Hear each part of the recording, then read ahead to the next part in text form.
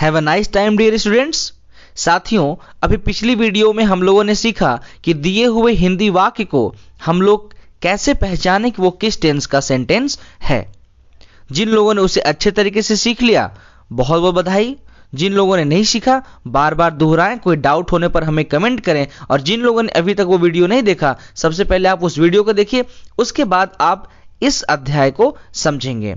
जिन्होंने नहीं देखा है, मैं लिंक डिस्क्रिप्शन में दे रहा हूं, आप वहां से वीडियो देख सकते हैं। तो आइए हम इस चैप्टर को शुरू करते हैं।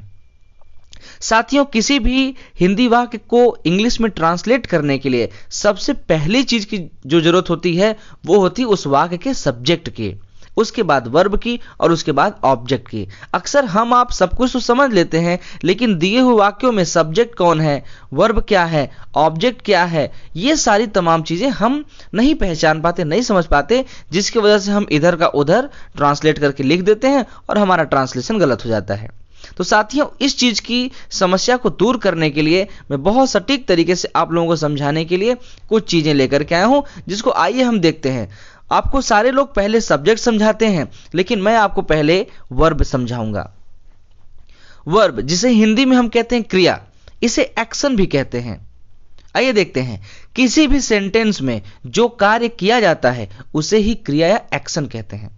तो किसी भी सेंटेंस में आपको जो कार्य करता हुआ दिखाई देगा, उसी कार्य को हम क्या बोलते हैं, क्रिया बोलते हैं। जैसे वह मैदान में दौड़ता है, वह मैदान में दौड़ता है, तो इसमें कार्य क्या हो रहा है, इसमें कार्य दौड़ने का हो रहा है। तो दौड़ना इसमें क्या हो गया, इसमें दौड़ना हो जाएगा क्रिया।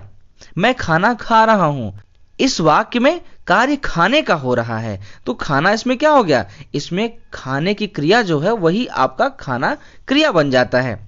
मैं तुम्हारी मदद करूंगा, मैं तुम्हारी मदद करूंगा, क्या करूंगा, मदद करूंगा, तो मदद करना यहां पर क्या हो गया, ये जो कार्य किया जाने वाला है यही हमारा हो जाएगा वर्ब। तो किसी भी वाक्य में जो कार्य किया जाता है उसे हम क्रिया कहते हैं। जैसे दौड़ना, खाना, पीना, टहलना, समझना, बताना, लिखना, पढ़ना, उठना, बैठना, समझाना, तमाम जितनी भी वर्ब हैं, जितने भी कार्य किए जाने वाले हैं, उन सभी को हम इंग्लिश में कहते हैं वर्ब।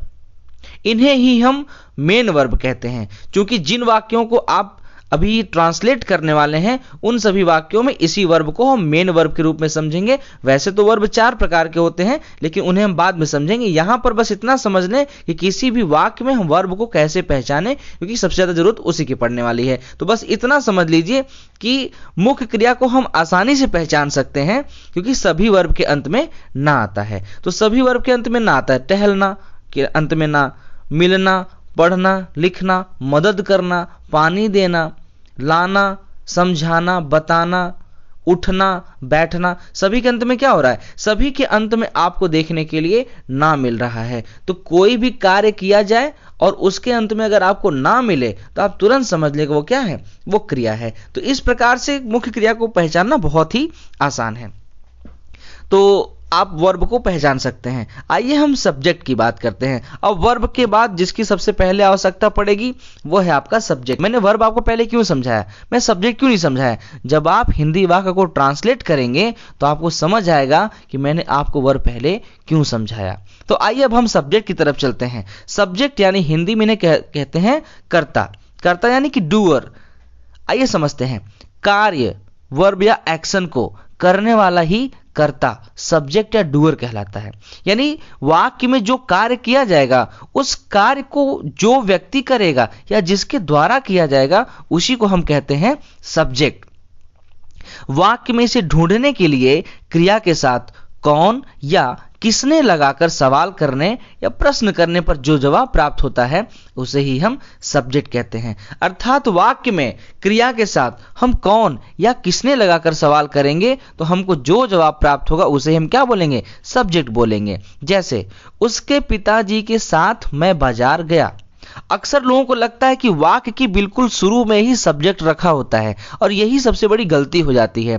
यहाँ पर दिख रहा है कि उसके पिताजी के साथ मैं बाजार गया, तो उसके पिताजी, अक्सर मैं बच्चों से पूछता हूँ तो वो बोलते हैं कि उसके, यानी शुरू के जो शब्द होंगे वही हो जाएगा आपका सब्जेक्ट, जबकि ऐसा बिल्कुल नहीं होता है।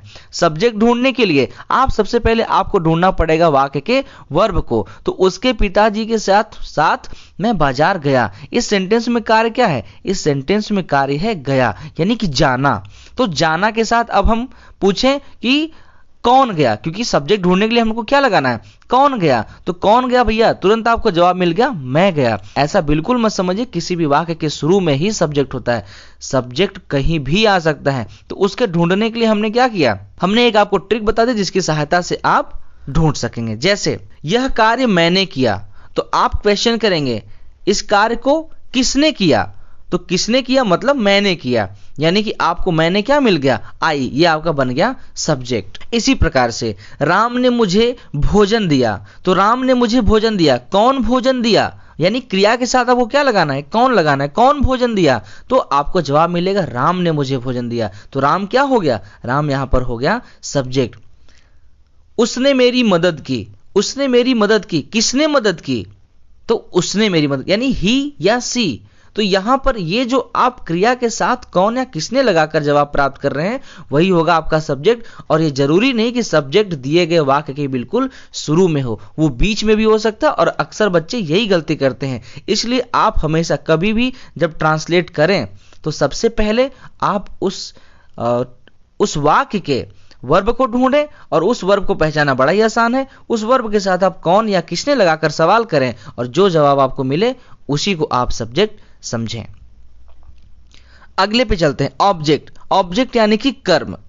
किसी भी वाक्य में सब्जेक्ट द्वारा किए गए कार्य का असर जिस व्यक्ति या वस्तु पर पड़ता है उसे ही हम ऑब्जेक्ट कहते हैं। वाक्य में इसे ढूंढने के लिए क्रिया के साथ क्या, किसे, किसको, किसका और किसकी भी लगाकर सवाल या प्रश्न करने पर जो जवाब प्राप्त होता है उसे ही हम ऑब्जेक्ट कहते हैं।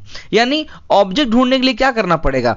ऑब्जेक्ट ढूंढने के लिए आपको सबसे पहले क्रिया की ही जरूरत पड़ेगी।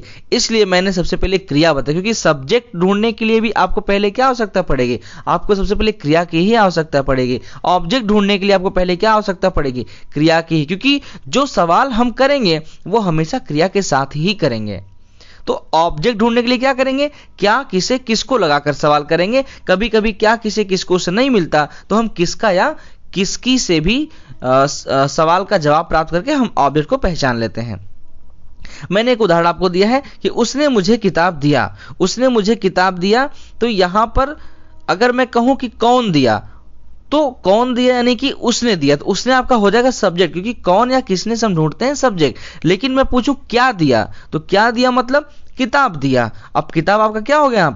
यहां पर किताब आपका हो गया ऑब्जेक्ट। फिर अगला सवाल करें, किसे दिया? किसे यानी मुझे दिया, किसको दिया मतलब मुझको दिया। तो इस प्रकार से मुझे भी आपका इस वाक्य में क्या हो गया? ऑब्जेक्ट हो गया। क्योंकि ऑब्जेक्ट दो प्रकार के होते हैं, इन्हें हम आगे बहुत अच्छे प्रकार से समझेंगे। बस इतना समझ लीजिए कि जो निर्जीव वाला ऑब्जेक्ट होता है उसे हम डायरेक्ट ऑब्जेक्ट कहते हैं, और जो सजीव वाला ऑब्जेक्ट होता है उसे हम इनडायरेक्ट ऑब्जेक्ट कहते हैं।